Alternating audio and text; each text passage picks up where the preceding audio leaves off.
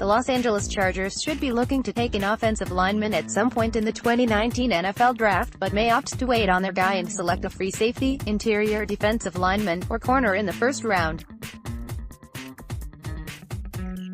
There are solid second-round options available, and one of them is former two-time first-team All-Pac-12 Washington Husky Kaleb McGary, a player they have already met with privately.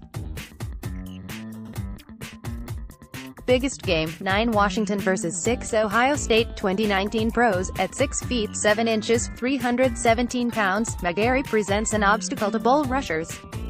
You're not going to win often running straight into him, as he presents a good anchor to go along with his size. I don't recall a play against Ohio State where he was beaten inside. Against Ohio State, Washington utilized the screen game at least half a dozen times, and one could regularly see McGary moving and blocking in front of the running back.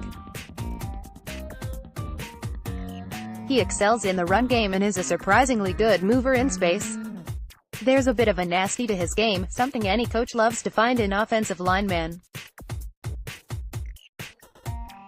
He's a finisher, and loves to punish defenders when given the opportunity. He's plug-and-play as a run blocker and would do wonders for Melvin Gordon, Austin Eckler, and Justin Jackson. Cons. Unfortunately for McGary, there appears to be a relatively simple way to beat him: speed on the outside. Against a variety of rushers from Ohio State, No.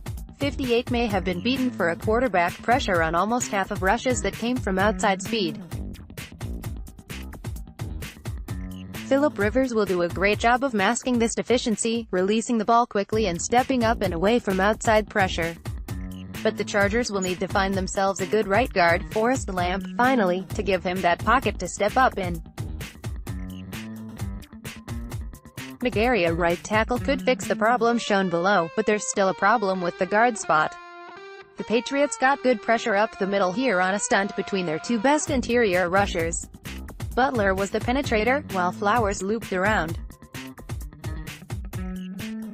Chargers lost Butler as he was passed off. Hightower also overpowers RT Sam TEVI, making it a party in the backfield. Pic.twitter.com/cloudbackbcf. Phil Perry, @PhilipPerry, January 14, 2019. Speaking of guard, there is also the possibility that his limitations against speed push him inside.